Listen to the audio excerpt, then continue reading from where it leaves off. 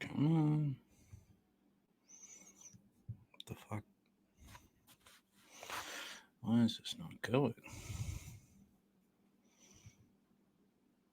Okay, live here.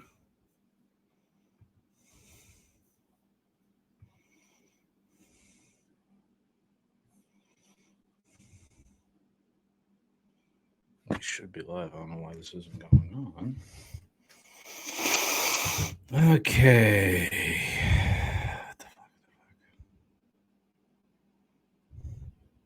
Here we go. All right. So we got that. Fucking ads.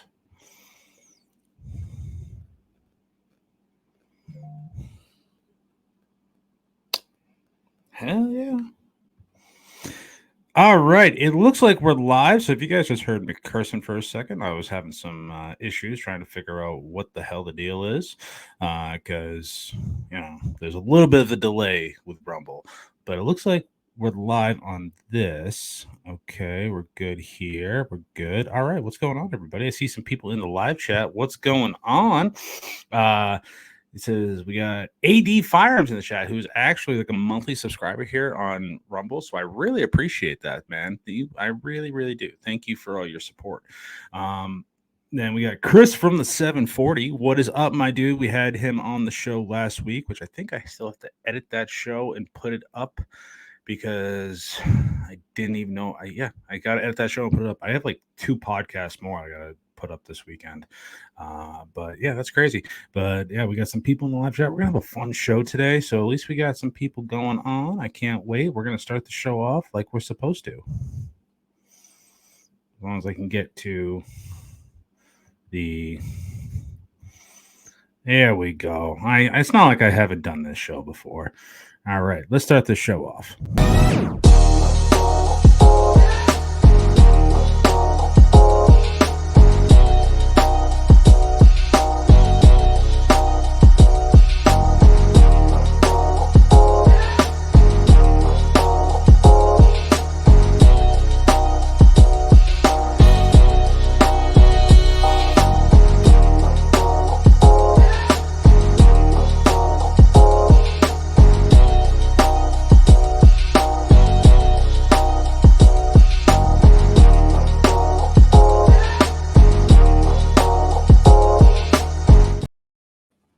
Alrighty, what is crack-a-lackin', everybody? Thank you for joining the Shooting in the Woods podcast. This is episode 230 here on Shooting Gallery. My name is Joe.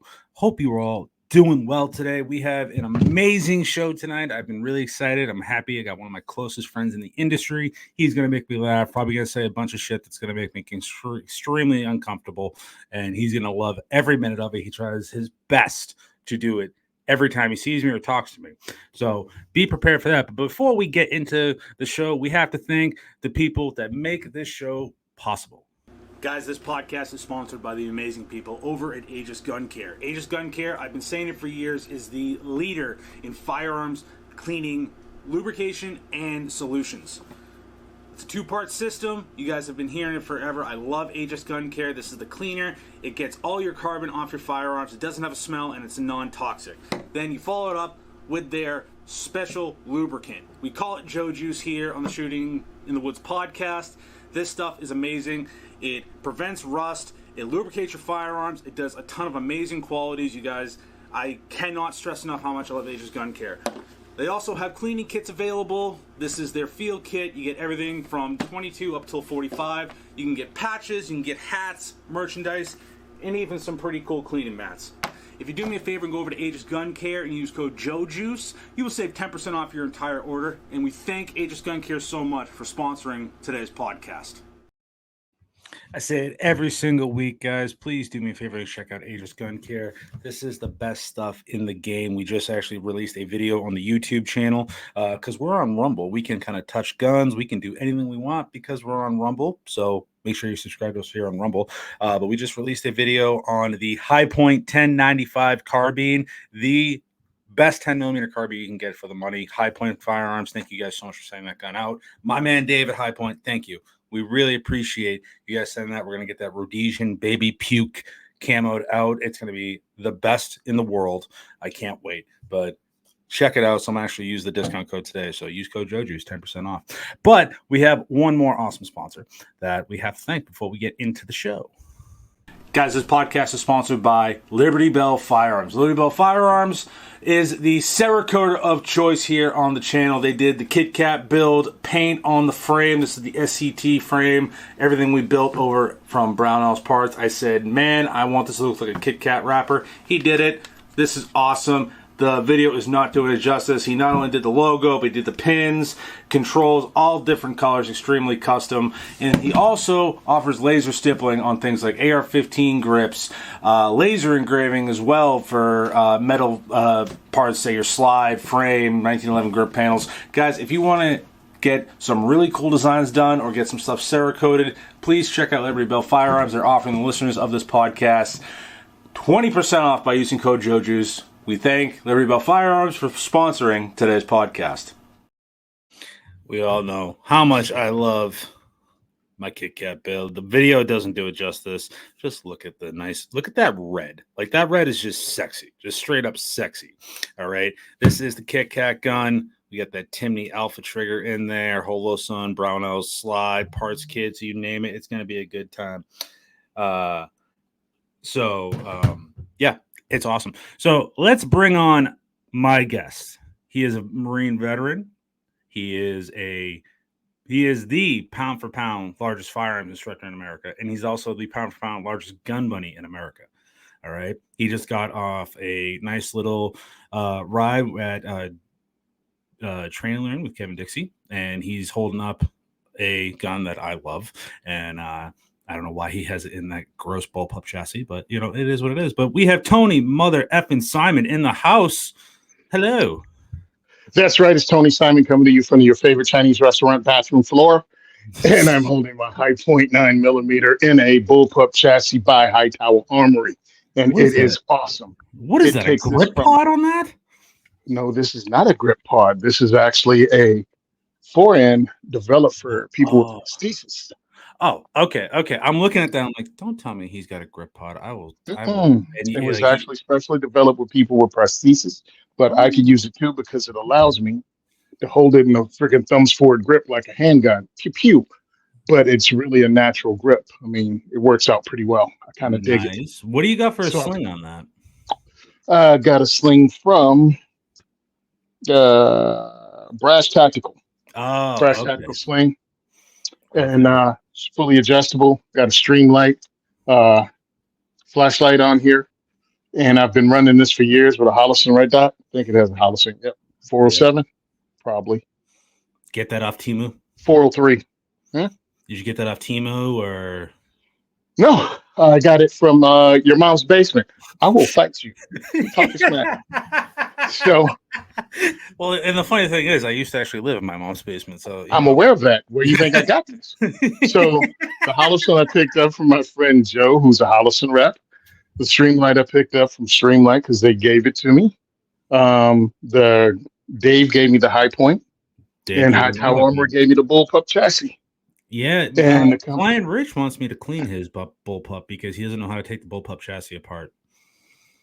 Lots of screws, baby. Lots of screws. Yeah. And the company gave me this forend, and the company gave me this sling. So all this was voluntarily given to me so I could take it to diversity shoots. Now, I like the High Point carbine, but the High Point carbine is front end heavy. When you put it in this chassis, it brings the weight to the back, and even the smallest person, the lightest person, can shoot this because the weight is off of them. It's on their shoulder.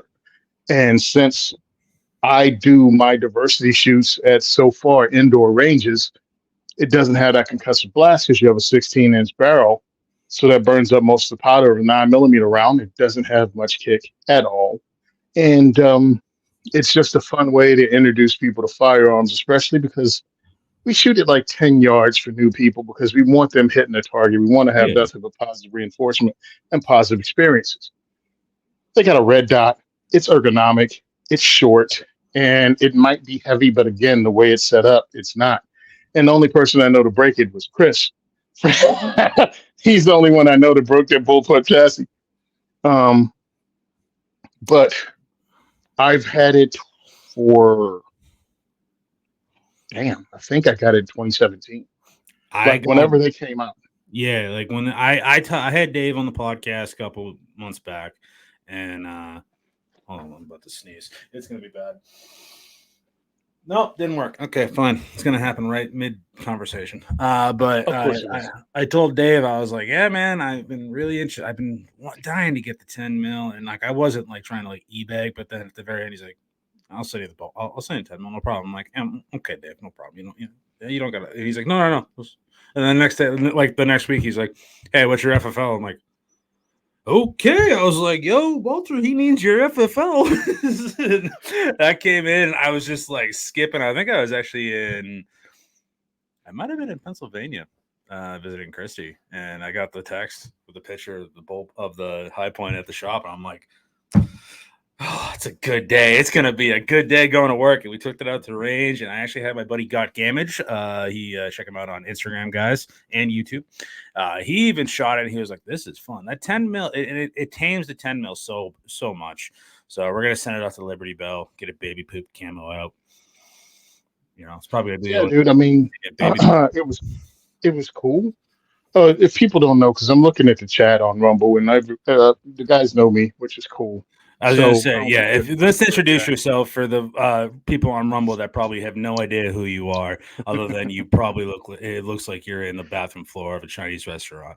I'm passed out on the bathroom floor because they said it's all you can eat, so I'm hiding out here, and then I'm going back out and eating more.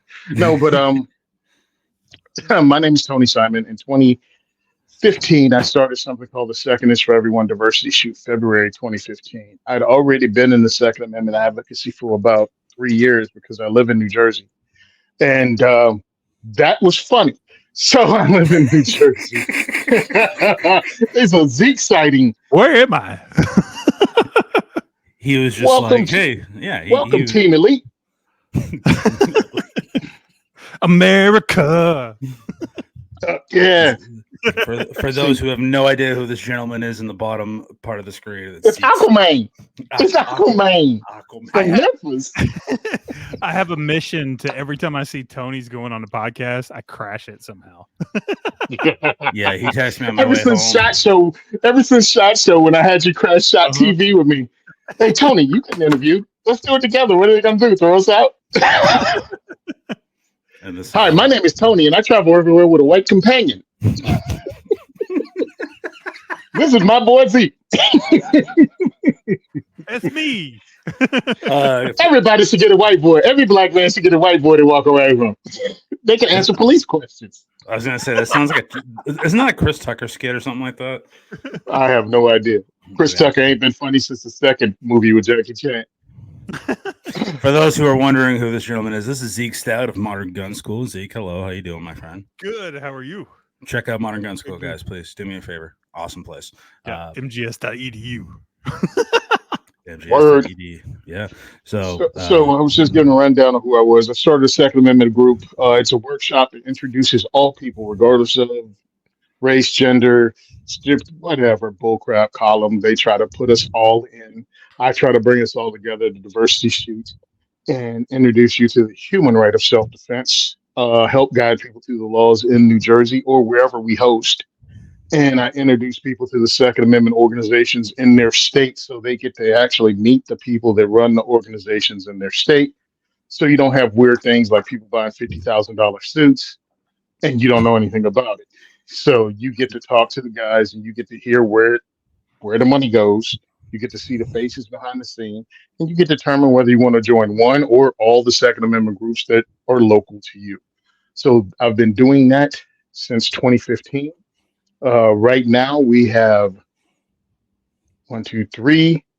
We've had up to 4 ranges in New Jersey and a 5th one in Pennsylvania that we regularly hosted at. We just picked up a new range this week. We're going to host 2 events at. And I've been out to as far as Nebraska, hosting them in Omaha in 2021. I actually hosted 3 events out there.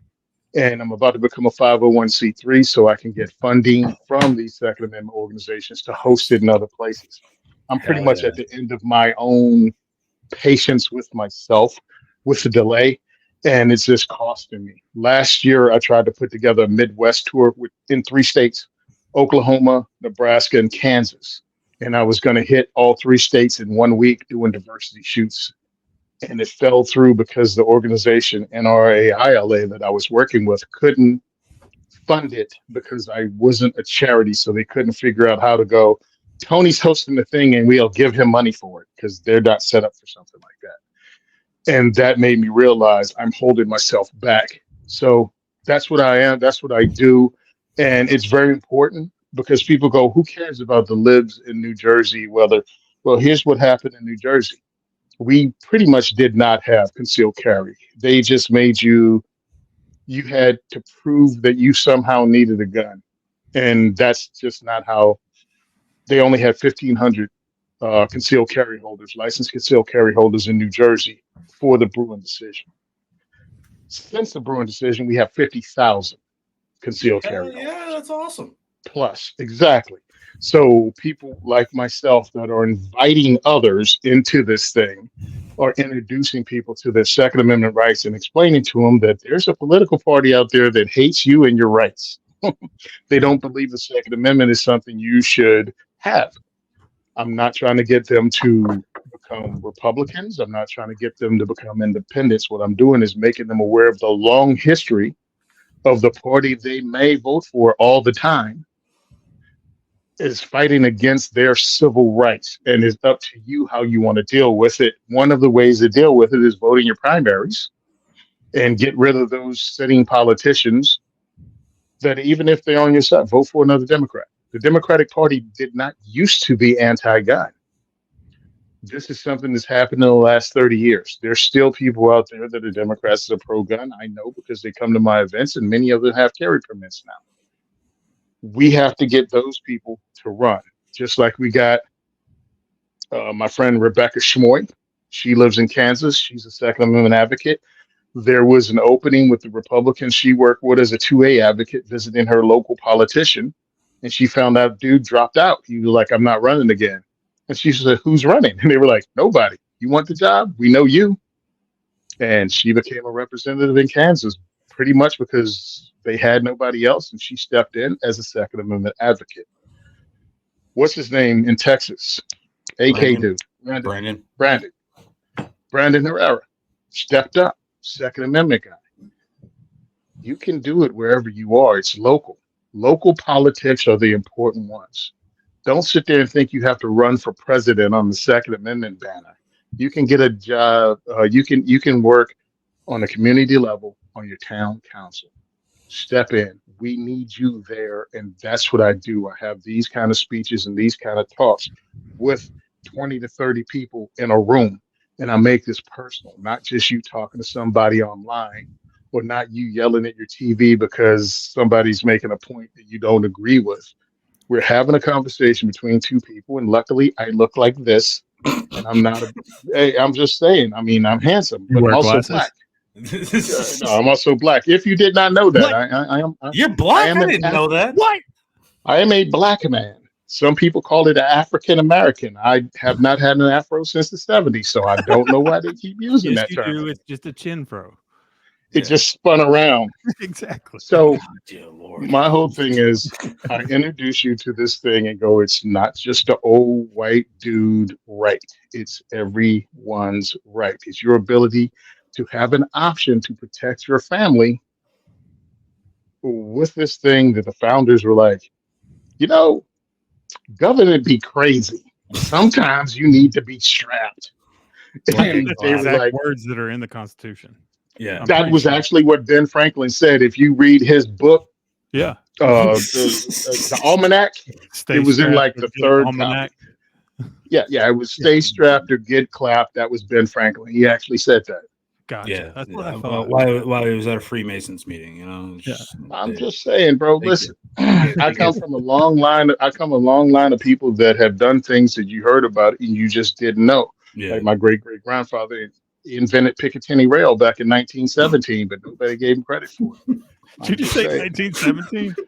Yes. That's why you think they call it the M1917 Picatinny rail. That was my granddad. It's 1913, but okay,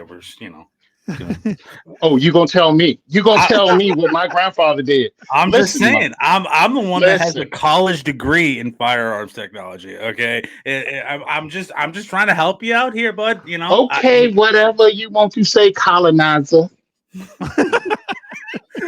There we go. Okay, so Hey, I do want to comment on something Tony said. If anybody watching, how many viewers you got? Like 5 or 6?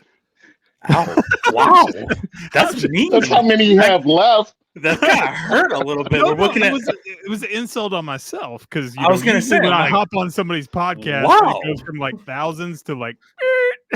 I can't believe Zeke's throwing some shade. I'm like, oh my gosh, shit. No, we're working around between 15 and 20. Since we moved to Rumble, we actually gained a lot of viewers.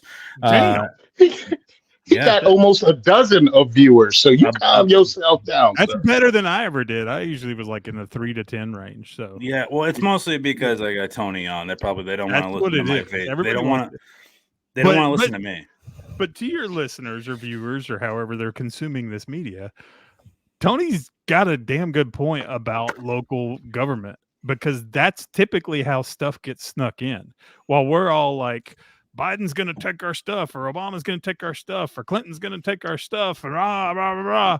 All of a sudden, little podunk, Georgia or something goes, oh, yeah, you can only have 5 rounds now.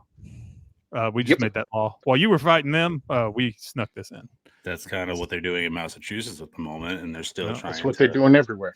Yep. They're doing it everywhere because they found out they can't win federally. So what they're doing is attacking locally, knowing that it takes $1 million to get a case to the Supreme Court.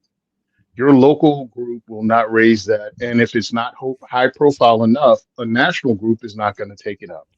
That's also why you need to join your local Second Amendment advocacy organizations. 1, to learn about when things like this are coming down the pike, and 2, to help fund the fight.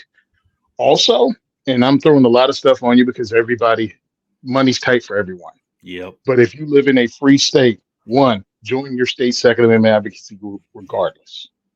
2, look for another state to sponsor a Second Amendment advocacy group in a state that's under attack, like CNJFO here in Jersey, or NJ2AS in Jersey, or the Second is for Everyone diversity shoot. But the thing is, be that foster, be that outside help, be that outside funding, because the way I see it, we're fighting a guerrilla war in these states behind enemy lines. We're outnumbered. We have a hardcore cadre of pro-2A people, but a lot of gun people are closeted. They'll help us. They'll vote the way we need them to vote, but we got to get word to them. And one of the reasons I'm doing diversity shoots is to get word to people that may not even have it. They may not, because understand, I live in New Jersey, where it is really, really blue, and you could lose your job if people found out you owned a gun, or if you pro-2A. And I live the same thing. Same thing. Yeah, man. And you've never been to a range because you think the range is full of rednecks, but you can't tell anybody you got a gun to protect your family, but you really don't know how to use the gun that you got to protect your family. Come to the range. I bring them to the diversity shoot. I introduce them to Second Amendment advocates. I introduce them to trainers, and I break that ice to get them involved in that part of our community that makes them a better citizen, because they're able to protect those they love and others. So that's why we need funding in this fight. So if you live in a free state, help a brother out. That's all. Well, I mean, and again, I say this all the time. I've actually been to a diversity shoot. It is worth going if you're ever deciding to go. Tomorrow they have one at Gun for Hire Range in Woodland Park. Yep, Woodland Park, New Jersey. It used to be West Patterson, but they tried to clean it up and not be associated with Patterson, where people get shot, and where Samuel Coate opened up his first shop. His first factory was in Patterson, New Jersey, where they developed the Patterson. Oh, wow. And and that's what he named a pistol after, and a revolver after. And he also went out of business because Jersey hated gun companies back then too. I went to the event when you were in PA. It was a great event. Now, what I want to ask, because you're a gun guy, and Zeke, you could probably weigh on this too, because you're from the South, so like you probably came out the womb with an AR-15. So I'm from the South too, there, Sparky. But okay, go ahead. Okay, well, I already kind of went to you, but listen, if we're gonna just keep going with just trying to say stuff to make me uncomfortable, I'm game with it. I'm prepared for it. All right, dude, no problem. Listen, if the training was really hot and none of your friends knew, what I'm trying to get or at would is, ever find out. oh dear Lord, Or post-op. I mean, go ahead. So Oh you run no, these. not post-op. Oh, Never post-op. Oh, Jesus Christ! You run these events, and you get, I've seen, women go there and stuff like that. What I get, I've had a conversation with my girlfriend recently, and she's interested in getting her first AR-15. What do you like for, say, people that are like, I don't know what to get? Like, there's a lot of people out there saying you need to get a Daniel Fence, you need to get a radiant weapon system, you need to get a PSA. What do you honestly suggest for someone who's just like, I just want something that's not gonna, it's not gonna break on me. I can adjust it, I can kind of fit it to my need. Not saying, oh, you need a 22 LR. But like, what AR-15 would either of you guys suggest, especially for like a small frame woman that like wants an AR-15? I don't know what to get. I'm not, say they're not really into guns like all of us are, and they just want something that works. you go first, Tony. Oh man, I was hoping you'd go first so I could sound smart. I agree with Zeke. He's so smart. In my opinion, second question, you got to ask questions first because that's kind of open ended. What should be my first AR-15? All right. What are you planning on doing? You just going to shoot it at the range? Do you plan on taking classes? Do you plan on having it for self defense? Like, how dependable does this AR really have to be?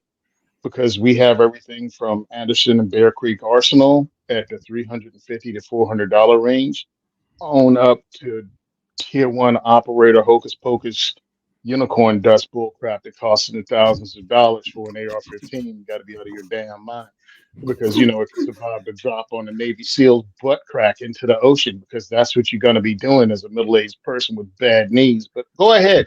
Anyway, as I was saying, there's a whole range of prices, so you find out what they're going to be doing with it. And how much are they willing to spend? Because I think a good place to start with what I guess you could call a duty AR-15, that you can do all the things I said. You can take it to the range, you can use it for self-defense, and pretty much understand it'll probably be dependable.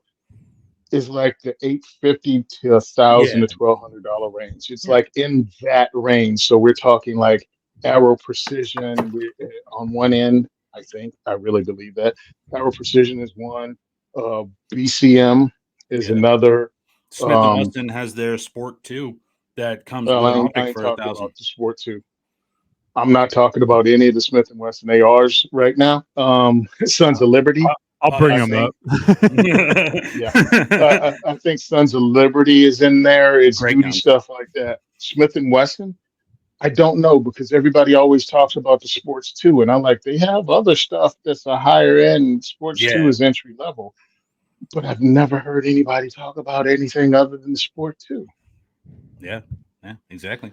Because we actually have this person we were talking about in the chat, Chrissy Chotel with the Heller Foundation. Check them out. She says, I brought a handful of violent crime survivors to train at diversity shoot. All of Tony's instructors are trauma informed. Absolutely incredible. And then she also says, I have guns pulled on me at least once a week right now with her political stuff. I would need an AR-15 to rely on, maybe store it in the.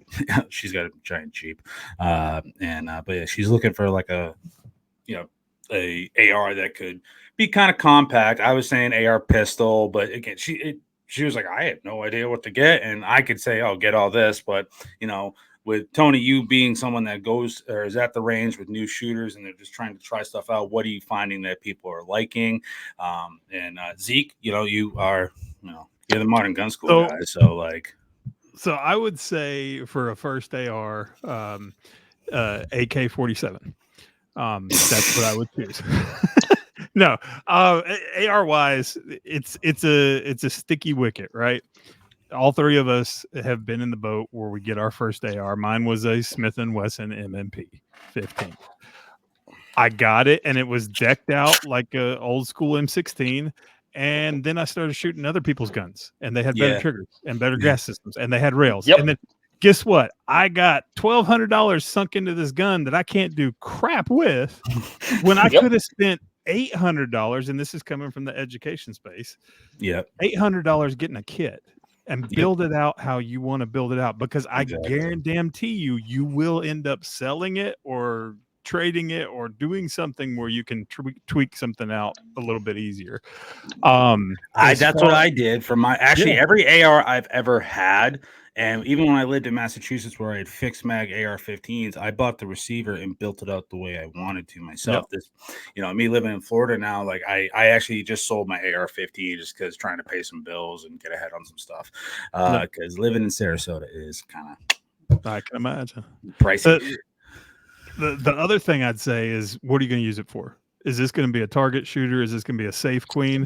Spend whatever you want at that point. If you're going to use it for self-defense, whether it's in your house, in your truck, your car, whatever, you're going to lose the gun. I know. The law says you get the gun back if it's a justifiable shoot. Well, guess how many people actually get their damn gun back? Not a lot of people. Next to none.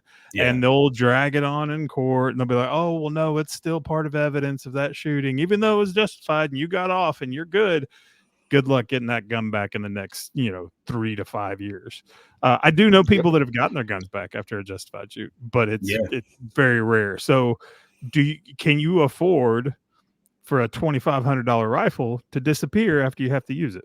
Yeah, I don't want to be spending $4,000 on a honey badger, and then some, dude tries to break in my house. I defend myself, and then I have $4,300 locked up in an evidence locker where they put stickers all over it. Yeah. What's up, Tony? One of the things that these guys say, and we've all heard it, well, how much is your life worth? Yeah, bro, I have to live my life after I buy this firearm. And again, when you get up to $4,500, $2,500 AR-15s, what are you buying? What are you paying for after you pass about $1,500, $1,600? What are you paying for? Yeah, it's like you got to be kind of Yeah, you got to be into guns. Really know, like, okay, what metal the receivers are made out of. Are they match upper and lower receivers? Like right now, you got. It looks like that's a dissipator. Is that it's a dissipator? Yep. Yes. This is PSA. I put this together. Yeah, that right there. As long as you get good fundamentals with the sights, everything like that, you're good. You're good to go. You could. I actually won my category in a shooting competition in November, Iron Sights, using this because the dissipator made the Vietnam category. So I was pretty much an iron sighted AR, and I was able to run a target at 100 yards, the B8 target, and I kept it all in the black, 10 rounds. That's my cool. whole thing is, that's cool. How much you're going to spend? You don't have to spend the cheapest. Like Christy, she figures out exactly how much she wants to pay. She's a smaller person. The thing about having, depending on where she is, she can have that AR pistol and cross state lines, no problem, until she gets to a state like Jersey, where there'll be a problem. The other thing she talked about, keeping in the Jeep, a safe in the Jeep that's mounted to the floor, not a wire, but the safe itself is mounted to the floor. One of the incidences that just happened at the training I just went to was 12 vehicles got broken into in the parking lot. They came with cable cutters, and they were able to cut the cables in the vehicle. Cut the cables in the vehicle and steal the gun out of the car because it was in a safe. It was in a gun safe, and it had the wire running through the gun safe around the seat. They showed up ready to steal guns out of cars. And that's what they did. So my question is, my question is, were there gun stickers on these cars? We were set up, bro. They knew we were there. We were the people staying for the event, and they came and hit vehicles that looked like they'd have guns in it. Pickup trucks. That's messed up. Trucks. That's messed up. 4x4 SUVs. Now, luckily, two things. One, I carry a high point, And I was driving a Hyundai. And I was driving a Hyundai. This is why I drive a Kia Soul. No one's I've ever gotta going to say- think that. All I've got to say is I have proof that I left and went to my daughter's graduation, and I was not there when the vehicles got robbed. Exactly. Oh, I didn't even say bye to you when you split, dude.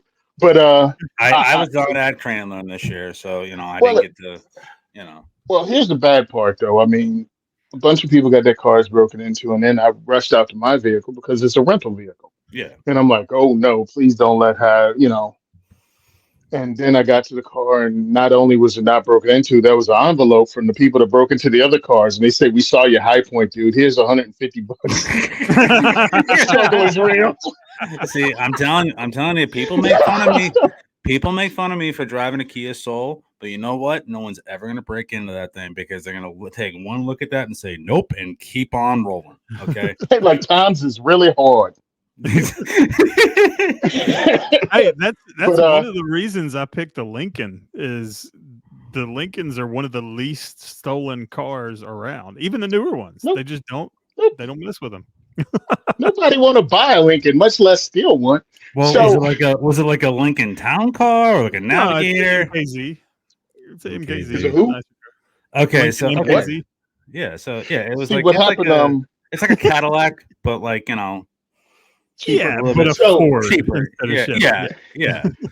No, the reason I'm busting chops on the Lincoln is I was looking for a new car, and my wife, as much as I bust your chops, Joe, my wife busts mine the same way. Oh, big time. So we go to the Lincoln dealership, and we look at the brand, whatever the biggest Lincoln was. The Continental. I get in and close the door. It was like, boom. And my wife went, "You better get the jaws of life and get his big ass out of there because he ain't gonna be." And then he opened the door and I popped out like biscuits, bro. I'm like, yeah, I'm not getting the Lincoln. No, I can't fit. I ended up getting the Cadillac DeVille. I always wanted to get the Lincoln Town Car just because, like, they're just a boat. Like, nothing kills those things. They'll just drive forever and ever. But they don't have Lincoln Town Car size Lincoln sedans. They don't have that. They changed it to the Continental, and the Continental is just a little bit bigger than my MKZ. And I fold up to get in my MKZ. But the reason I had to get it because the truck I had going to visit my kids, it was $150 round trip. Oh, wow. Now with this MKZ, it's $40 round trip. Yeah, so there you go, man. That ain't bad. Well, plus Zeke, you are like 7 feet tall too, so folding up is like. I'm 6'3" and I have to look up at you, be like, "Hey, what's up, Zeke? How you doing today, bud?" I fold up getting in the back of a fucking U-Haul. What we need like a road trip somewhere, like next to Iraq Feder or something like that. Me and Tony in the front, and we're just gonna stick you in the back of the Kia Soul, and we're just gonna drive down. We need to get just all of that is a bad We'll idea. get us three, John Hickok, because he's like 6'9", and let's see who else. Plinkster, he's 6'6". Yeah. And we'll all rent like a VW Bug. We'll pull up to range day. But we'll pull up to range day slinging the back end around, and then we'll all just pop out. Eric would literally just look at all of us and be like, "Just turn around. Don't just leave right now." No, he wouldn't. Yeah, He would say, "Do it again and let me have my camera running." Plinkster, yeah. John, yeah. Yeah, we'd all do it. We'd all go for it. Oh, yeah. Yeah. The VW Bug. Oh, my God. Or a Mini Cooper, even better. Yeah, Mini Coupe, yeah. Definitely won't be a smart car. No, that ain't happening. That is not happening. Nope.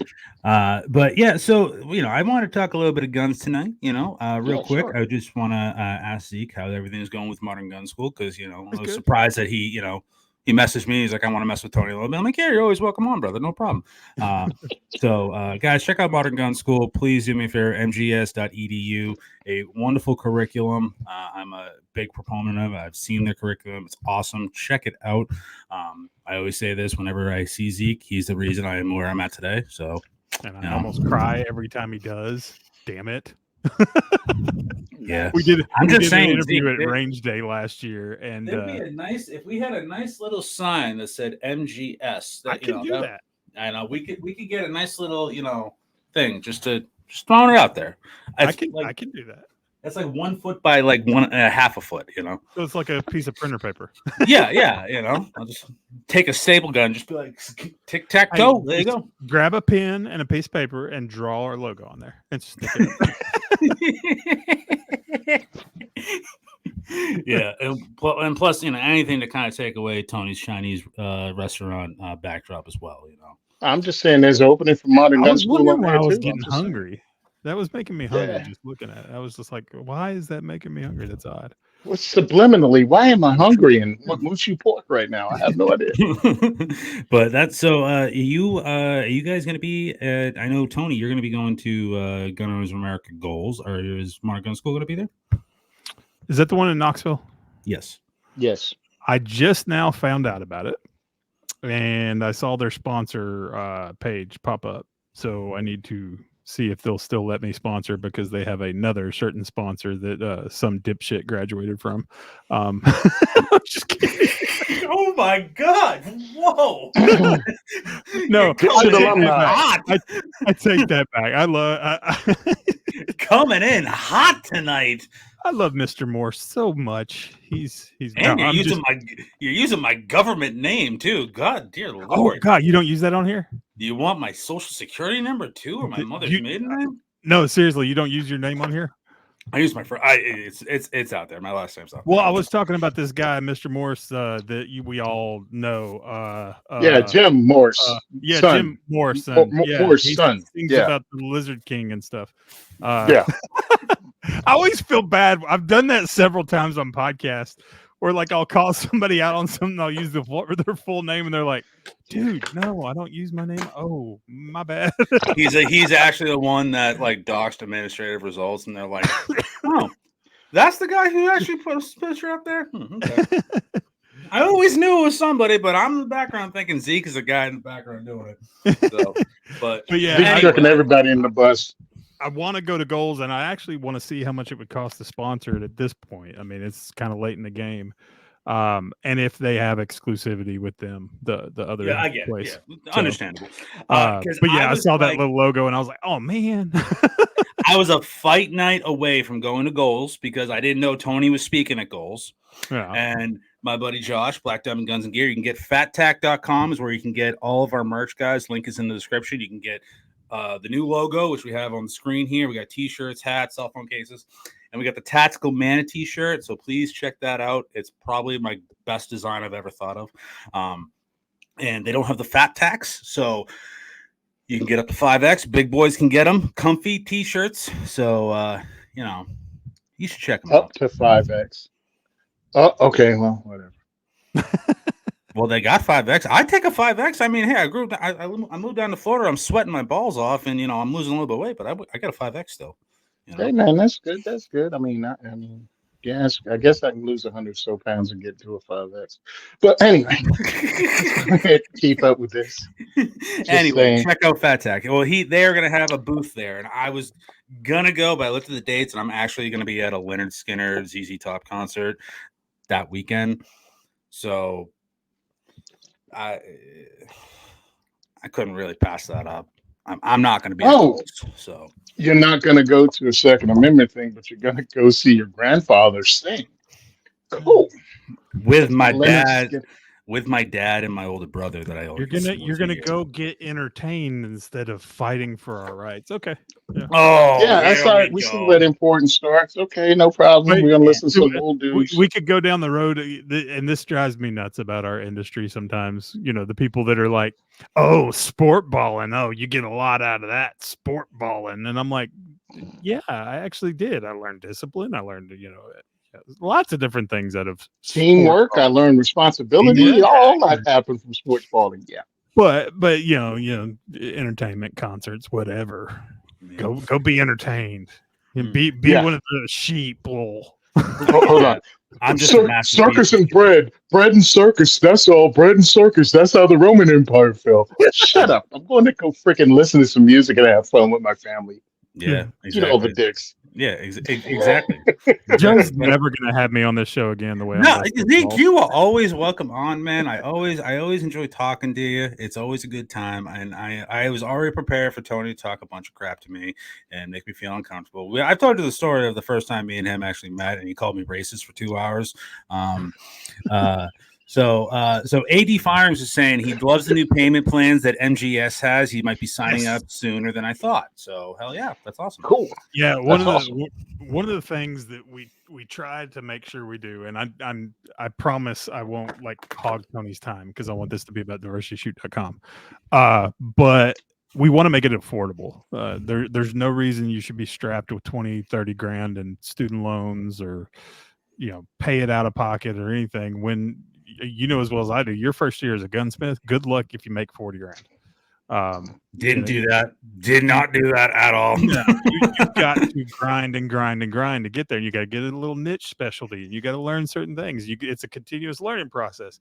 So we come in at less than $6,000, and we don't do interest. Yeah, less than $6,000, and you get $1,400 worth of tools. You get a final build project. You get to keep. You get all the hands-on projects, all the little hand tools we send out with that, and you get the schooling. But what he's talking about is we used to have $249 down, and we found that even that is a tough cost to entry for people. And we had a back to school sale, and we did $99 down. Now that stretches your payments over a longer period of time, but we don't charge interest at all. I got 10 years. I got 10 years right now paying on my loan, and you don't have to. Fun. Yeah, you don't have to do that at all. It's all interest free, and it's $99 down now. So once that deal went, we saw where a lot of people were enrolling, and we were asking, what made you enroll? Because some of them had looked at it before. And they were like, the $99 down, I can start right now for $99. Heck yeah, I'm in. So a lot of people have been doing that lately. That's what he's talking about. Well, I'm going to put this, I'm going to try, remember as I'm editing this video, to cut this up as a clip, I'm going to put that up there and tell people, hey, $99 down at Modern Gun School, go check it out. I'm going to put it up as a hard video. And also I'm going to say, when you're in that little cute, that, how did you hear about us? I'm going to say, can you just say that dipshit Joe from Shooting Gallery told me to come and check this out, just so when you're looking, you're like, I don't know if the IT guys would let us put on our drop down menu that dipshit. Well, I mean, yeah. I mean, like, could you get back to me? I'm asking for a friend, and to be quite honest.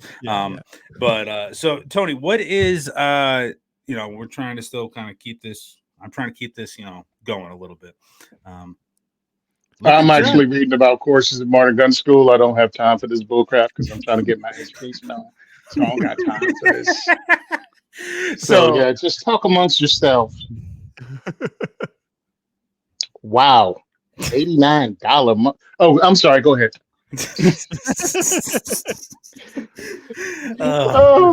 Too good. You can't make this up.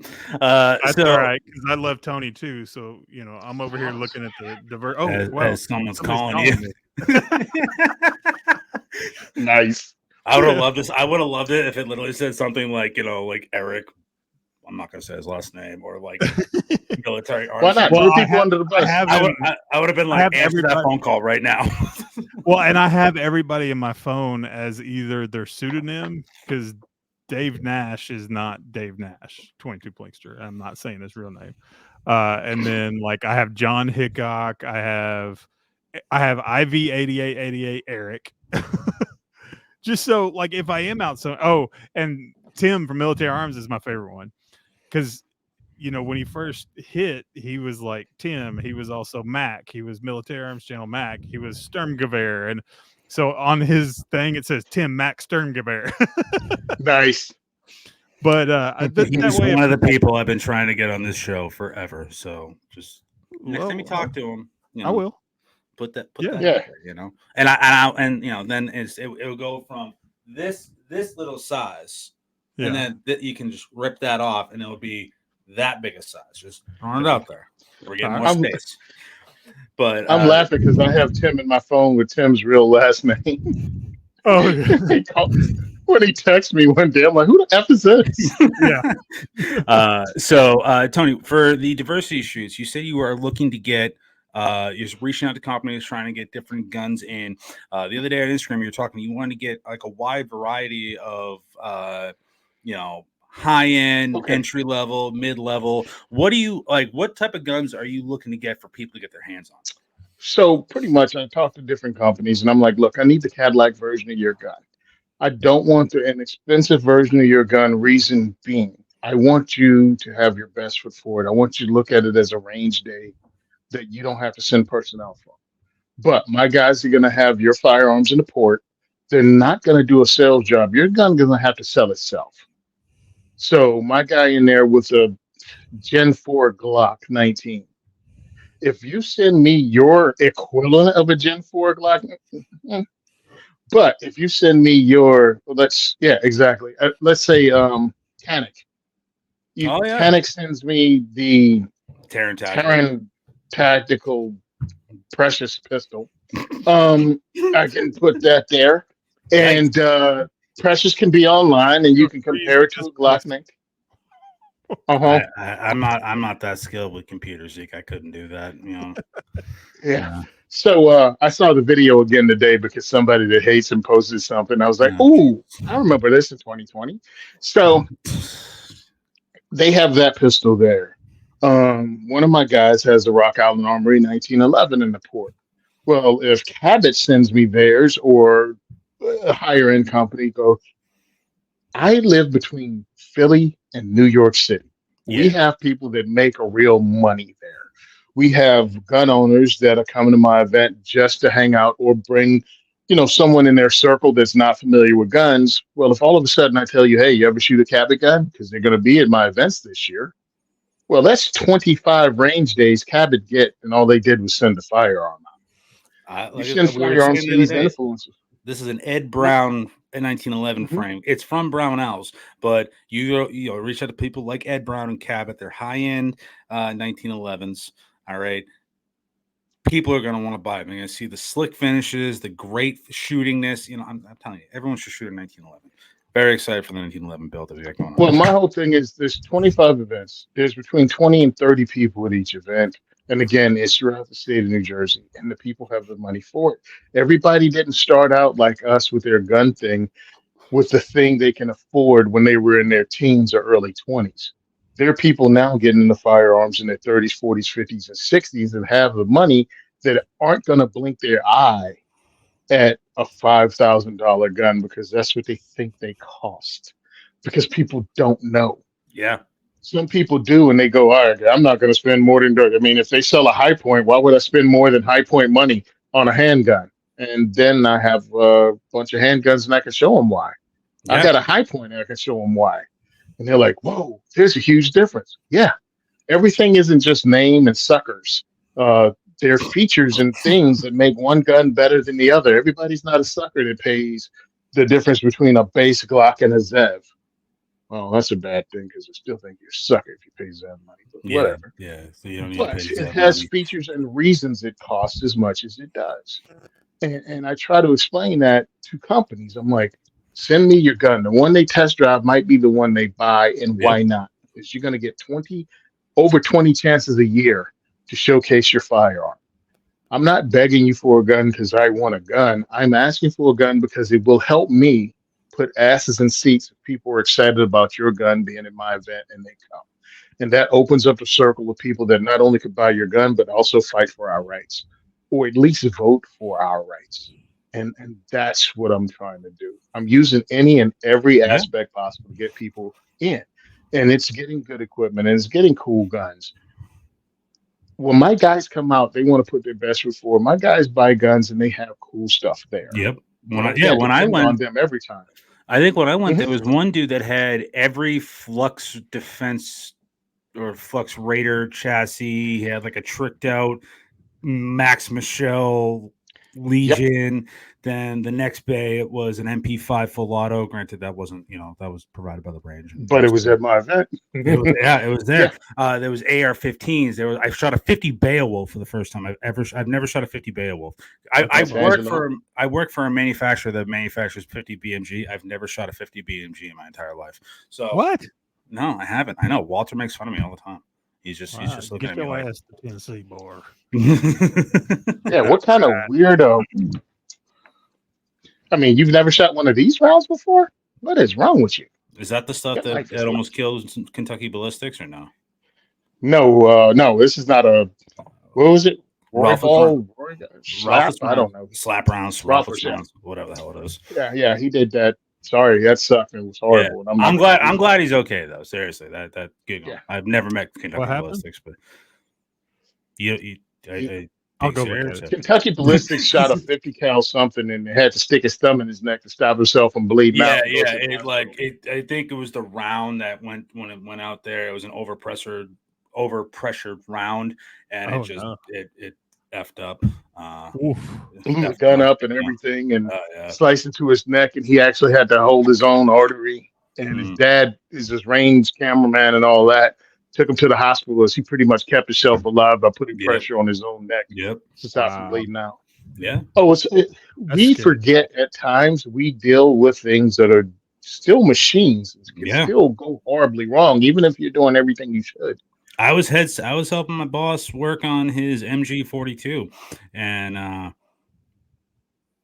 tell you right now, I stepped a couple steps back after the first couple rounds because I didn't know how that thing was going to go. But Walter is a phenomenal manufacturer and welder, so he made that real quick. But you're building guns no matter what, and you're still afraid that sometimes I get nervous when I build a brand new gun, like, okay, this is going to blow up, or like, obviously I take the necessary precautions. I have medical gear, on Oh, standby, but and I wanted to talk about that. As gun owners, it annoys the hell out of me when I try to sell a medical class or get people to show up for a medical class because, well, I'm going to win the gunfight. Hey, a-hole, you'll use first aid and trauma care and other things. The gun blowing up on the range is one thing. When you're working with Walter is another thing. We took class together down to Train and Learn last year, Zeke. He was on my team, and we had to treat Zeke for emergency care, and I was the team leader, and I tried to get him to pull his pants off, but Zeke fought back.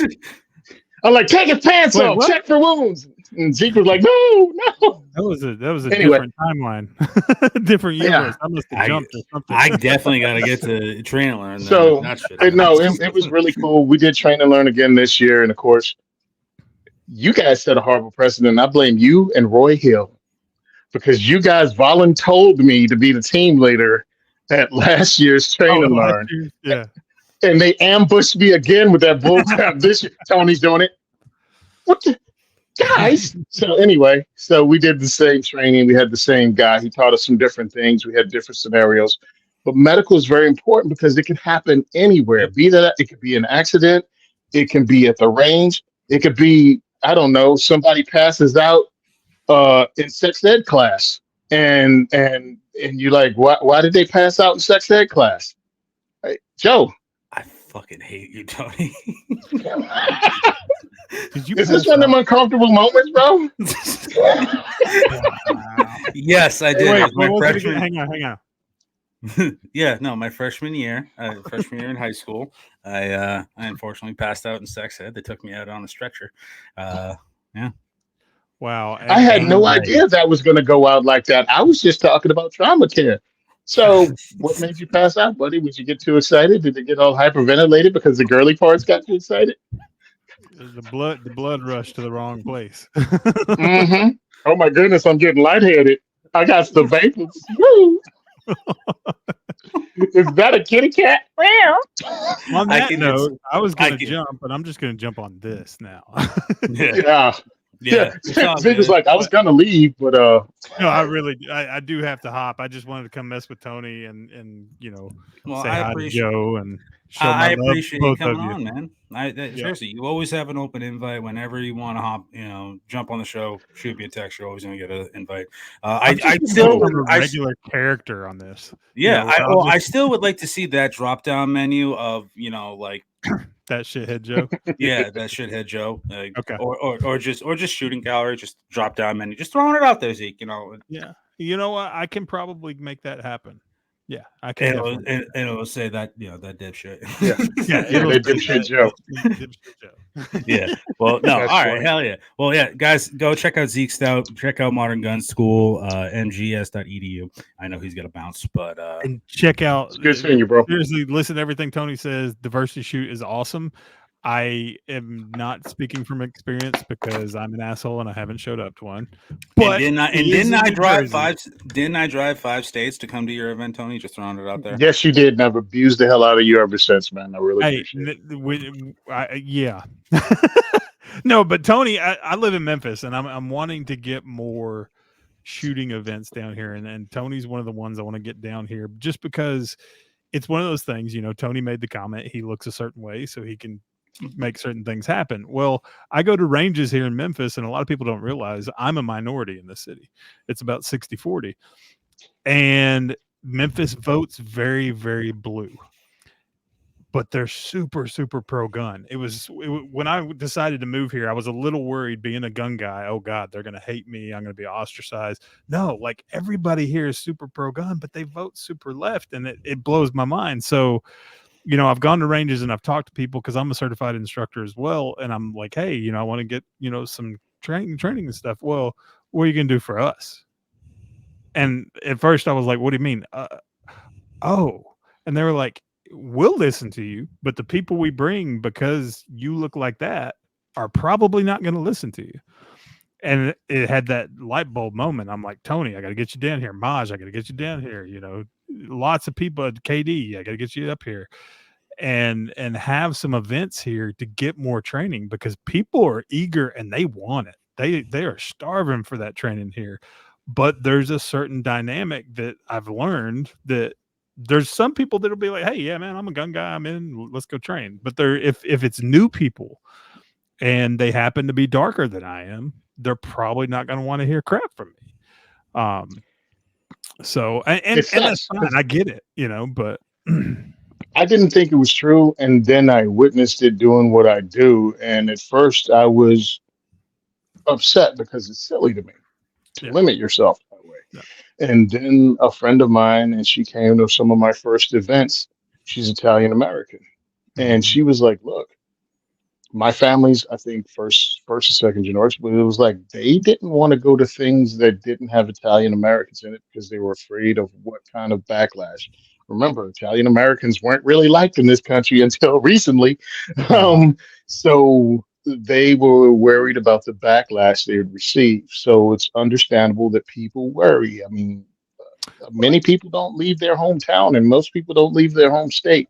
Yeah. So people are still insular. And sometimes you got to have somebody to break that open. And I tend to tell people that the South is more accepting than the media makes us out to be, right? But there still is some of that leftover mentality that floats around in the South.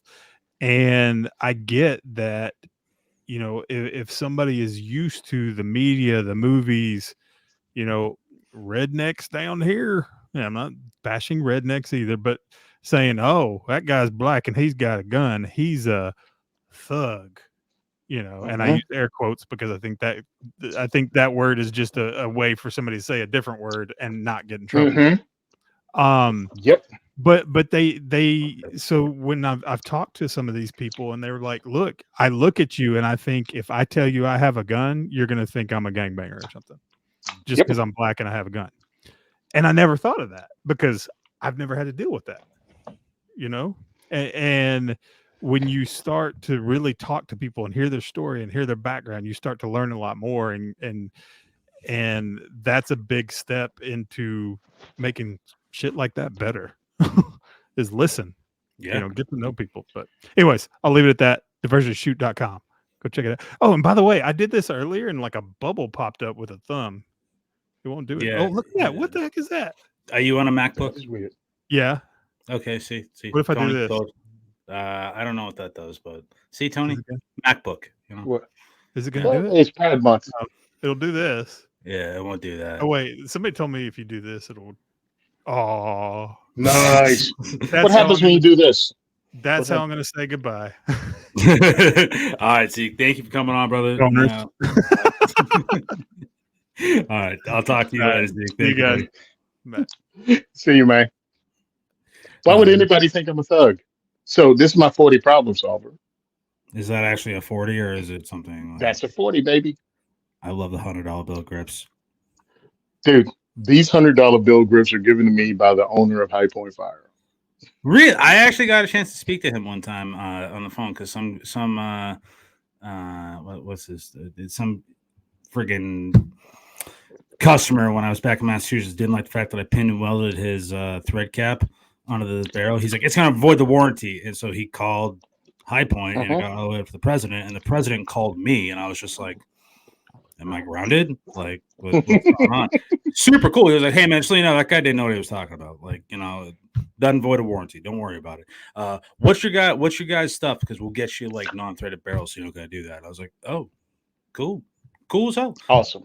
That's why High Point, dude, man. High Point is an amazing firearms company. Guys, got to check them out. As Zeke kind of not derailed this show. We did get to talk some guns. We got obviously I always try and promote the diversity shoot whenever I can. Appreciate that. I have been, and it's a great event. Tomorrow is the diversity shoot at the Gun for Hire range in Woodland Park, New Jersey. I've always wanted to go to Gun for Hire. I hear it's a great place. Christy speaks very highly of Anthony Calandro, so maybe it will be, when they finish the construction, the largest indoor range in America. It will have a cigar lounge. It will have one of the classrooms will be 100-person classroom, and they have other classrooms. Plus, they're going to have 4 ranges, a museum, and a cigar lounge. Sounds like my type of place. It's. I love the guys there. That's where I got my certifications as a rifle, pistol, shotgun, and range safety officer. And they're the ones that also helped me get started diversity shoot. That's where I hosted my first events for years. They held us down. So yeah, I guess this show's coming to a close. So I just wanted to throw out, if you want me to, run through where they can find me and all that kind of stuff. Unless we're still going. I mean, we can still go. I got time. Yeah. We'll go. All right, We'll go for another 15 minutes. Because all right, no problem. Tony, I know you never really, you don't come on here as much because I don't know. Maybe you don't like me because a lot of people probably talk a bunch of shit about me. You're like, what, fuck that guy. So yeah, okay. Let me explain something. My friends are my friends because they're my friends, and if you have a problem with it, take it up to them because this ain't high school. How about that? People should totally, take that advice. My friends have had my back and helped me through everything I've been through doing this diversity shoot. Remember, man, I'm doing this not as a charity, but as Tony's doing the thing. So a lot of the money is my money, and donations from you guys are allowing this to happen.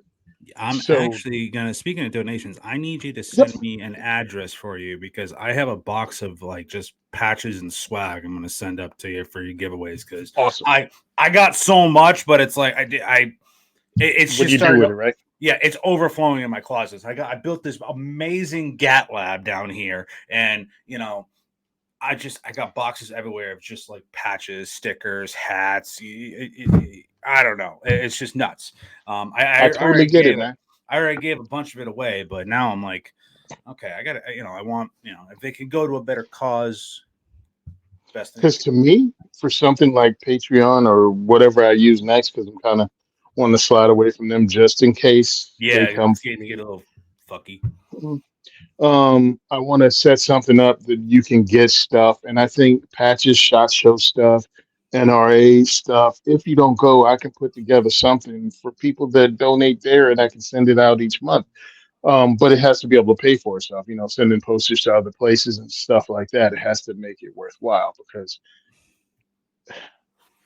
dude, if you're not making money doing this, then you're just doing a hobby, and I need to turn this into a charity. I'm in the same boat, man. I try and turn this into a business, and I like it's a hobby, but at the same time, it's my lifestyle. Exactly. As I look into the chat, I'm sorry if I haven't been looking that back and forth with the chat. I do see everybody out there: AD Firearms, Christy Turtel, Chris from the 740, Barantos is out there. Cigar Lounge, nice. I believe that is Randy Reviews It on IG and YouTube. Check his channel out. And Orgaskew One, which is actually Damian Christ from YouTube. He says, "Ditch the drama, high Nice. schoolers." Look at that. Don't have time for that shit. Oh yeah, fuck that. Christy saying thank you for all the advice when it comes to AR-15s. I was saying, I was like, dude, why don't you go to a diversity shoot? Because they always have ARs there. Well, you could try which one works for you. I'm trying to bring this one in. This is the M16A4 clone. Yeah. This was actually an M16A4. Actually, yeah. This is actually an M16A4 from Saber Defense. This is a Marine Corps DMR. I was Saber gonna say, Defense yeah, went under. it's got the Knights Armament rail. Yeah, it's not the Knights. They also went to the PNS. They also went to the PNS. What happened is Saber violated ITAR, and the CEO and the CSFO, I think, got locked up, and they had to close down, and they sold their stuff. So this was at the Great American Outdoor Show. The guy was there selling the parts. So what they did was have the actual Marine Corps DMRs, but they had to cut the lower receivers up. So I got all of this. All of this was all together, including the M2, the pistol grip. And they gave me a photo of the actual serial number that this was. So what I did was went and picked up a Arrow Precision M16A4 lower receiver, but all of this was actually Marine Corps issue. I've always wanted to build that exact build because I just love the M16A4, the long barrel. Get rid of the vertical grip because it's just not my style. But that's what came with it, baby, because that's what they had. Yeah. So this all of it was Marine issue. Oh, okay. And I love the A1 grip. Granted, I actually have a KP Arms KP15 polymer lower, which is kind of an overmolded what would Stoner do rifle with the A1 stock. So what I could do is I could use that lower and just get the upper and do it that way. This is my dissipator, but it has the A1 stock. And you wouldn't think there'd be a big difference, but there is a big difference between an A1 and an A2 stock with the length of pull. Now, I came up with the M16A2, which is the M16A4. It's a flat top. It's what I grew up with. That's what I came up with. That's what we lived and breathed. So when we talk about ARs, I love that you could have the latest stuff with pick rail, M-lock, free float. This is a 9mm upper from PSA. Okay. On a Arrow Precision lower. And what I did, Matador Arms used to sell this. Matador and it was Arms. A kit. Look at that. I got the Mat 9 from Matador Arms. This is my SBR project. This is a pistol at the moment. It's got a Rise Armament, LE 145 trigger, drop-in trigger in here, Sealy optics. This is a bad mamma jamma. I love Matador Arms. Okay. They make the coolest shit. This, before they sold to the new guys, they used to make something called a Mag X. Yep. And the Mag X is an adapter that takes Glock mags. They have another one for Smith & Wesson M&P. They had another one for CZ75, and they had one for P320s. So all it is a thing that goes into the magazine of a regular M16 or AR-15 mag, and it's an adapter. And it goes in, and your magazines for those guns will fit in. And of course, you can't drop the mag anymore because it has this release in the front. Now, right there. With you being in New Jersey, do you have to have like the front muzzle brake pin and welded and the stock pinned, or?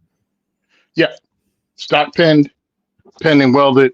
and it's not a muzzle brake, it's a compensator, so it's the same diameter as the round. So a flash hider is like that big, regardless of the caliber of the firearm. Yep. This has to have a muzzle device that's the same Yeah. diameter as the round, and of course fixed by stock, and 10 round freaking Glock mag. I mean, hey, at least you have it detachable. Massachusetts, we couldn't have detachable mags like that. So It's as a Second Amendment advocate, it gets to the point where you have to comply with laws, but also I'm a firearms instructor. I'm a defensive firearms instructor. So when it comes to try to get people to do self-defense, a 10 round mag is ridiculous because it puts you at a total disadvantage. And people go, oh, well, the average is 3 rounds, 3 feet. Yeah, but that's an average of everything that happens. What look at happens when 4 dudes break into your house? yeah, or say you're out in a shopping center and you have a long way to go to get back just to get back to your car and get home. 10 Yeah. rounds. Would you rather have something like, again, this is why I'm really liking the idea of an SBR or a PDW or something like that, because I can have a Mean Arms Endo mag that takes 9mm and boom, I got 30 rounds. So if I had to say I had a stock on this, after I pay my $200 tax stamp and do my paperwork, obviously, this would be a nice little get home rifle, non-reciprocating. Okay, detachable. The thing is, we're seen as gun nuts because we use a firearm or we carry a firearm or we think Exactly. about worst case scenario involving firearms. But then but how am I a gun nut 1 second? But then when there's a mass shooting and one of us stops it, or whenever one of us uses force to stop someone else from getting hurt, those stories disappear and you Yeah. don't hear about them. And I'm like, there's a reason for that because What you need to happened? be helpless. Exactly. Look at Sutherland Springs. That is a perfect example. Sutherland Springs, you got a man, Stephen Williford. He defended his town with an AR-15 and stopped a mass shooter, or he stopped it from getting even worse than it already was. Anyone talk about Sutherland Springs anymore? No, they don't. Nope. They don't talk about any of them. They don't talk about White Settlement Church. They don't talk about Southern Springs. They don't discuss the fact that, depending on what you listen to, 250,000 to 2.5 million people rescue themselves every year using a firearm in some way. Exactly. Exactly. That far outnumbers the number of people killed with gun violence. And understand, the only reason the numbers for gun violence are huge is because America is the only country that adds the 65% that's suicide. Yep. No other country sees suicide as a gun problem, because if suicide with a firearm is a gun problem, then suicide jumping off a bridge is a gravity problem. Exactly. But then you knock it down to 65% is suicide, and then what? Another 30% is what? Gang violence? Gang violence. And And by the then, time you get into it, yeah, it's like mass shootings are less than 0.5%. Yep. Yep. So they need emotions. They dance on the bodies of dead babies. And I say it all the time. They need dead babies. This gun control, the gun control movement is a death cult that needs to celebrate your death and use it to promote their cause. Second Amendment advocates say this is about your freedom and your love of family and your love of country. And it gives you, it's your ability to defend yourself and your loved ones and your country from those that want to take your freedom and your life. That's all. When anybody wants to impose their will upon you without your approval, Second Amendment allows you to resist that by any means necessary. Without that, what is it? Huey B. Newton? Unarmed people are slaves or subject to slavery at any given time. Yep. Exactly. When we talk about this, understand, bro, I'm only 4 grandmothers away from slavery. It ain't forever ago. My The woman that helped raise me as a baby was the daughter of a slave. Yep. So it's not like it was oh so long ago. No, my great grandmother was the daughter of a slave. That's insane. Stop acting as if history can't repeat itself because you don't wish it to happen. History might not repeat. Mark Twain said it. History might not repeat, but it does rhyme.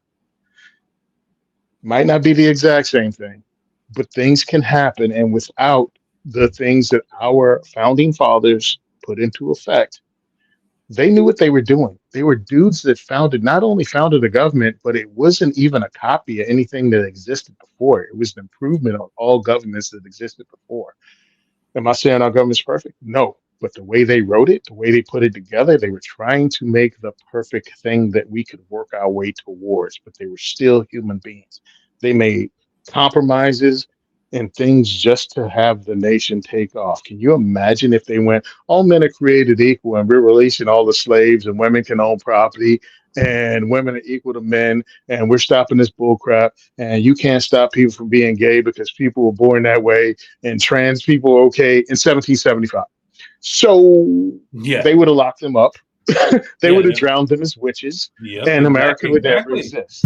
And that's another So, thing. Look how many generations we're really not that far many generations away from the Salem witch trials when you really look at the history too. mhm. When people thought that the church really thought anybody that spoke against the church was a witch. So understand. Shit like that can. I'm not saying something like that could happen, but Okay, again, how's this? history. Let's be repeats realistic. Let's be realistic. I mean, let's talk about things that happened and scared the shit out of people. Muslims, friends of mine are Muslim. Yep. 9/11 happened. Many of them were terrified of what was going to happen. Yep. And one of the guys I know, he wasn't a friend of mine, but I talked to him every day because he worked at the gas station that my parents had the contract with to fill our work trucks. So every morning we do the truck maintenance, check all the things, and then we go fill up. He was from Pakistan. He had four daughters. Him and his brother owned the gas station. His brother was the mechanic. He ran the pumps and everything, but he had dudes to work under him. Well, he decided that he was going to open up his own store and he moved down to Texas. 9/11 happened. Within 3 days of 9/11 happened, and he's working in the store. Again, he's from Pakistan. He's working at the store, and this long haired, scraggly dude who's a biker came in and he said, "Hey, man, I hope you're a really nice guy." And the guy said, "Hey, where are you from?" And of course, he says, "New Jersey." And he said, "No, no, I hear an accent. Where are you from?" And he said, "Oh, I'm originally from Pakistan." The guy pulled out a gun and killed him. Oh, He shot him in the face because he was from over there. So after 9/11, people were screaming for blood. People were upset over Muslims and radical attacks on this country, and they were willing to listen to locking up people and putting them in camps. COVID, people were willing to lock people up and put them in camps, as they did in Australia. yep. People were willing to allow their rights to be violated during COVID with mandates that aren't laws. So imagine something, People lost their jobs over mandates. but people were rooting on social media for them to lose their freedoms. Exactly. Okay, so it doesn't take much if you actually had the bodies that they were saying that COVID was producing. If you had something that was actually deadly and stacking bodies, like they said COVID was, how many people be willing to give up your freedoms and your individual freedoms and will drag you out the house because you refused to get a shot or you didn't wear a mask? Or they found out the mask you had was one of those fake masks that allowed you to breathe and it wasn't a real one. Yep. I'm just saying, or that you had a fake vaccine card. All of that stuff, people were willing to allow others' freedom to be taken away. Our Second Amendment is so that don't happen. That's the Exactly. fallback. And people So always forget that. people always forget it because they want to forget it because many people are embarrassed because they found out they'd be the type of person to freaking report Anne Frank. That's what a lot of people found out Yep. about themselves. Yep. Exactly. All right.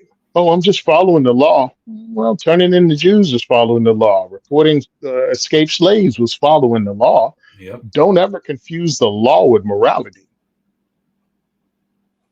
Yeah. And I So, think that's a good note to end on is, yeah, it might be a law, but is it right? Take the human element into effect, and think about being a human. Because my good friend DLD After Dark, he always says, "Be kind, treat other people as if you want to be treated," and he goes on this huge spiel of how being kind and being courteous to others goes more a long way. And again, just have a sense of morality nowadays, and that's why I tell people, you have morality, but also if you are someone who carries a firearm, that also is the great equalizer. But at the same time, it gives you a sense of morality because you have something that can take morality away. yeah. But Want to show you something real quick. what is that on that Empty. rear sight? Yo, bro, it's not only the rear sight, it's the front sight. Oh, This is from a my company called God. Triclops Sights. You see that craziness? That is. Where, there we go. There's so many questions I have about this. It looks Look at that, bro. so like bad, but like, all right, you see, hold on. Shoot it. I see it centering it up right now. You see the high vis front sight in the middle of the red, the green. So pretty much is that is this company, I think, is the what's the eye doctor? Optometrist. Yeah, there you go. Obstetrician. So no. So I think that's the background. Yeah, he's an OBGYN, eye doctor. And he developed this as pretty much an analog, a red dot. So we got 3 high vis strips in the back at noon, 3, and 9. And then the 6 o'clock is held by this high vis green. And it's for me as right eye dominant person, punching out, looking, sending up the green dot because your eye automatically does that, and pew pew.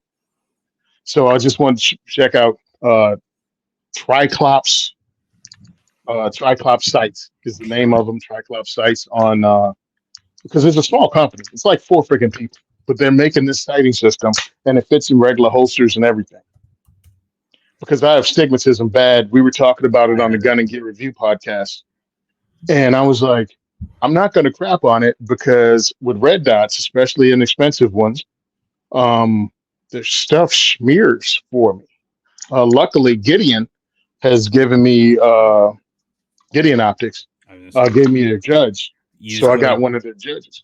Use code Joe Juice for 10% off your entire order over Gideon Optics, guys. There you go. I have I have stigmatism as well, and their red dots are phenomenal, and they help my stigmatism as well. But I'm actually looking at Triclops site right now. $120. That's really not that bad.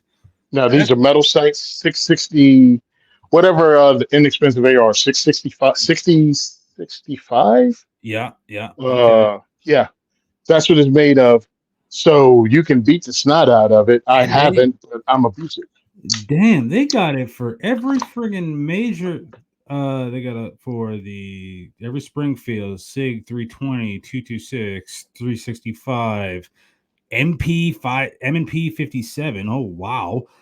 Shield EZ, Rigor Mark. Oh my god. H&K VP9, Dagger. They got it for Glock. Oh my god. I'm gonna reach out to this company because I would honestly like to give this an honest review and see, because this is a very interesting concept. I'll have to. So everybody who checks it out says it's interesting because understand, red dots have made a big advance, but there's some old heads like me. Again, with stigmatism, if you stigmatism, the green dot from Gideon helped me out a whole lot. Green dots are where it's at. So it helped me out a lot. But this is on my carry gun, and I took this to WAFT, which is down in Orlando, which is a great training facility as part of the Ambassador Academy. and we were just doing some drill, shoot, and move, and I posted it up on my Instagram. Simon Says Train on Instagram, and you can see it as I punched out and opened fire, and then moved to the left. I put holes in holes with this thing at Yeah. 5 to 3 yards because it's the front sight is pretty much suppressor height. It's high vis. It was sunny. The thing just really popped, and I was able just to punch out and put it on target and run it. So there's different things out there, and because I'm on Gun and Gear Review podcast, and we were going to talk about Yeah. guns and gears, not just advocacy. I think that's something new that you should check out. Yeah. If you're one of those guys that just want to see stuff and check out new stuff, especially about a small company in America with American-made product, a lot of companies like that go under quickly because it's so niche. Check them out. Hell, Yeah. tell them I sent you. Do you have a contact info for them, or did you?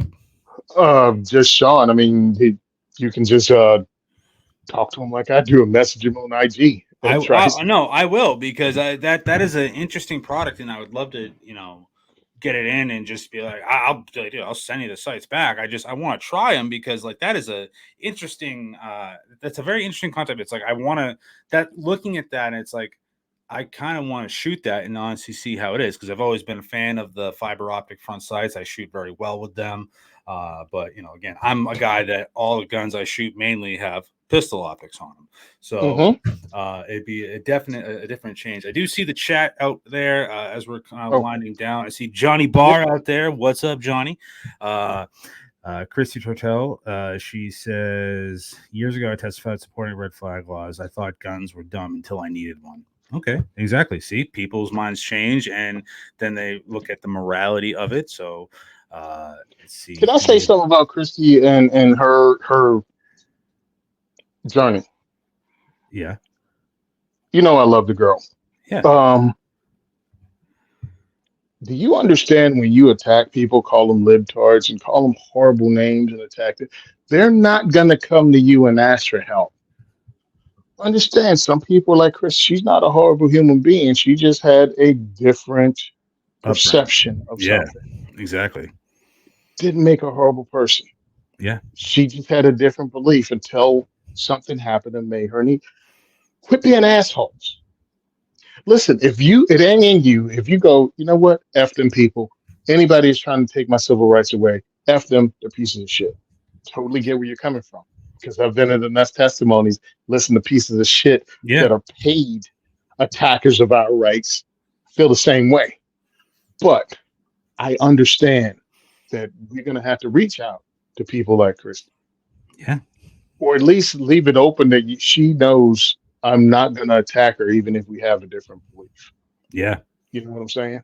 Now that's she is so, and like we've had that conversation before, and she's like, now that I realize like I needed a gun, it's like, yeah, red flag laws are literally the worst thing that could ever happen to anybody. And she's like, and it sucks that it took something like me needing a firearm to realize that. So, they keep people ignorant from the fact. Yeah, and as you know, people just have this perception of, oh yeah, that sounds like, it makes so much sense, let's do it. And then when you really look at it, it's like, that is the single most worst thing you could do to a person's rights. And just give somebody the ability to take them away without you even facing your accuser, without a day in court. Without a day in court, and you're never going to get those rights back. And without proof, by the way, and no proof. Exactly. You took someone's word that you can come in my house and take my property, and now I have to fight to get my property back, even if you find out they lied. Mm-hmm. If you don't swat me and kill me when you come to my house. Exactly. And again, everybody don't have to be Mr. Rogers in the Second Amendment fight. Just don't. There's no reason for you to go online and shit on people. There's no reason. Don't do it. You're a bigger person than that, or at least you should strive to be. Nobody's perfect, but you don't have to be an asshole. We have plenty of those. Exactly. But as we're winding down, we are don't keep dropping hints. Get off, man. I want to go to sleep. No. It's all good, brother. And here's the thing. I wake up early for work. I drive about an hour and 20 minutes. I know you got a pretty good haul, but I appreciate you coming on here. I have no problem staying online a little. 3 minutes. I live 3 minutes from work. Oh, I thought. Oh, yeah. I I remember. moved. Yeah, I I forgot you moved. moved I a always lot. forget you moved. But yeah, I always I don't appreciate tell you them coming on. that though. They get mad. I show up. I'm like, look, there's a lot of traffic. Man, I can probably pee on my workplace from here from the roof. But yeah, dude, I uh, totally understand. that's why. Hey, That's why I thank you was for like, having me hey, on your show. no problem, Go dude. ahead, man. And that's why, hey, I have no problem going over and, Zeke had to kind of come in here and try and take over my show, but I love Zeke to death, so I have no problem bringing him on. I was actually going to introduce him as you because I was going to be like, hey, what's up, Tony That's Simon? hilarious. And he didn't want I to wish do you would it. have done it. I tried and he wouldn't do it. Wouldn't do it. He didn't sign That's on in great. time enough. So, hey, it was an opportunity missed. But I would hopefully he does hopefully he can follow up and we can get a drop down menu of shooting gallery, refer me to Modern Gun School. You never know. Thanks. And then, that dipshit. Hey, the other guy should have paid you for sponsorship. Now, guess what? Oh, listen, I have a story about that. I'll tell you after, but oh, dear Lord. Dear Lord, I'll tell you offline real quick. Yep, no problem. Guys, go check out Tony Simon on Instagram, Facebook, Twitter, YouTube.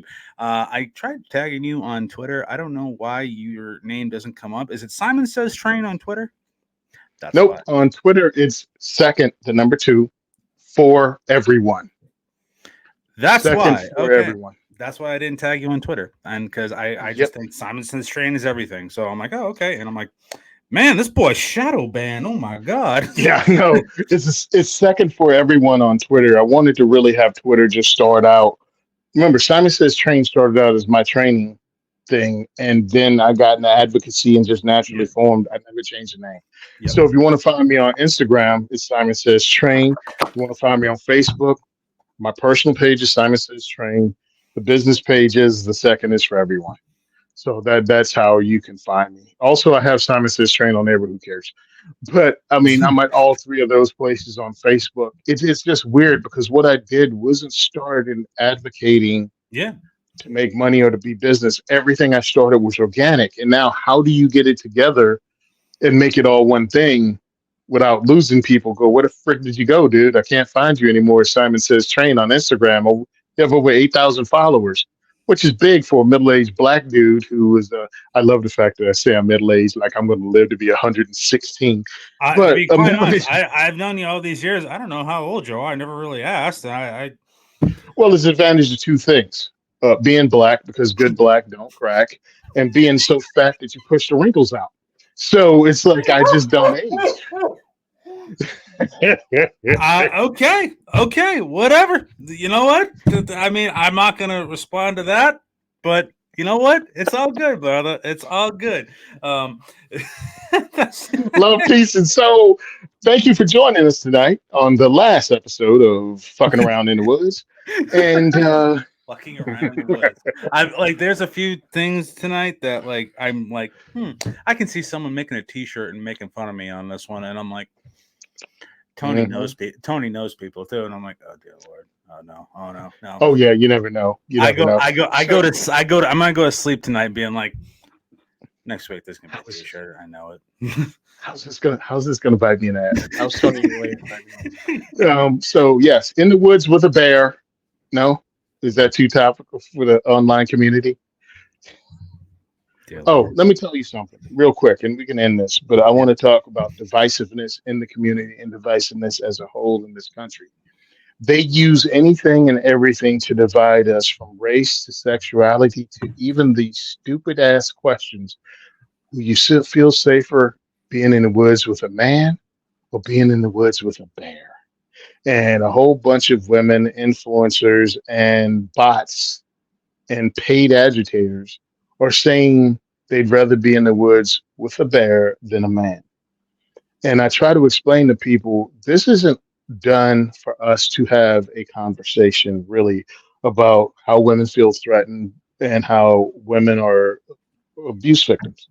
It's not. It's to piss us off because men and women think different ways. Yep. A dude thinks a woman is talking about her feelings and how she would feel safer because a bear would just attack her. A bear is logical according to her, and a man will lie to you, somebody close to you, and hurt you. That's what they're talking about. Those are feelings. Dudes think logical and go, "Bear, eat your ass." Yeah. What are you saying? Oh well, and then the women are going, well, you're one of the reasons we can't have. And it's like it's all designed to make you fight, not have an honest conversation. And I don't know if it was planned that way, but there's a lot of divisiveness based on race, based on religion. All you have to say is Israel or Palestine, people will lose their minds. Mhm. Abortion or not, people lose their minds. They're using the internet and social media to split us apart. And then they will only show you your own echo chamber to make you feel like you're right. Understand, we have to touch grass. That's why I host diversity shoot to bring people together that believe in different things and actually have you talk and understand 98 to 99% of us have the same shit in common.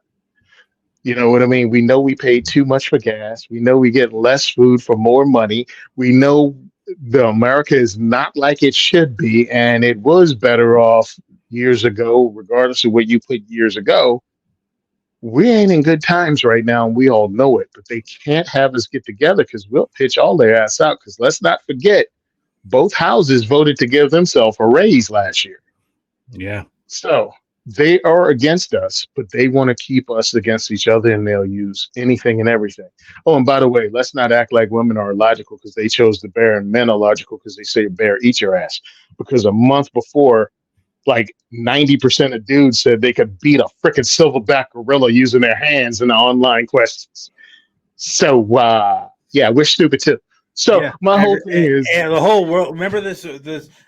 Some people just say retarded stuff. Okay, and I can say that Mhm. this is my show. I'm on Rumble. I can say that. So I don't care. I grew up saying it, and it's not derogatory. Um, you know, people say retarded stuff. Okay, and Yeah, they just got to accept it and not make a nightly news uh, segment on it. I don't need that.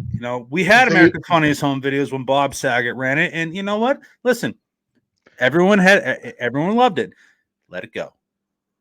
they encourage us through rewarding you through views, through paying you through views to be controversial and confrontational. But there's a lot of good out there, and most people are. And you know damn well they are. If your car breaks down or runs out of gas, the number of people of every color, of every background, they'll stop and ask you if you need help. As a dude that's 6'2" and two snack cakes away from being a quarter of a ton, I had my car break down a few years ago in the middle of the COVID thing. I'm a black dude on the side of the road at 3 or 4 o'clock in the afternoon with a hoodie on and a motherfucking mask and a scully in a broke down vehicle. About 20 people. Because it was near a light, so everybody would come and stop. You need help? You need a ride? You need me to call AAA? Over and it was not just black people. It was old white ladies. It was middle aged white ladies. It was Asians. It was people that barely even spoke English. That's the real world. That's the Yeah. touching grass. Let's not get caught up in it. Be that human being that you really are on the inside when you're talking to people online too, because you never know what the hell that person went through to get on the forum or to get on the page you're on to ask the gun question, and they use the wrong word like magazine or clip, or well, I was afraid of gun violence. They didn't use the right word, and it's a trigger word, and you could go off, or you could take a minute and be understanding. Be that good person that you really are and act like this is somebody you see in real life. Perfect. Be That is, awesome. yeah, exactly. That is the perfect way to end the show, guys. Thank you so much for watching tonight. I've had one hell of a time listening to my good buddy just rip me up a new one left and right. Zeke had to come on and also kind of, throw some digs my way that when you think about it, they're really effing funny that he just kind of said it, not even skipping a beat. That's why I love Zeke Stout. Check out Modern Gun School and check out The Second Is for Everybody Diversity Shoot. check out diversityshoot.com. It's in the description of this stream. And then when it goes on live, not live, but when it goes uploaded to YouTube, it will be in the description of that video. Guys, check out howtube.com. That's where all the tutorials are going to be going on moving forward. It's this new platform that is a little bit more two-way friendly. They want two-way creators over there. They want cigar creators over there. Anybody that is pretty much, shadow banned profusely under the guides of alcohol, tobacco, and firearms on YouTube. It's a new platform. Link's going to be in the description. Check it out. And check out Tony Simon on all forms of social media. His stuff is in the description below. Tony, thank you for coming on tonight, brother. Next week, we got Rod Mills of Scorched Earth Firearms Trading coming on the show first time. So I'm excited for Rod Mills. It's going to be a fun show. And as always, stay safe, stay shooting. I'll see you guys soon. Peace. Epstein didn't kill himself.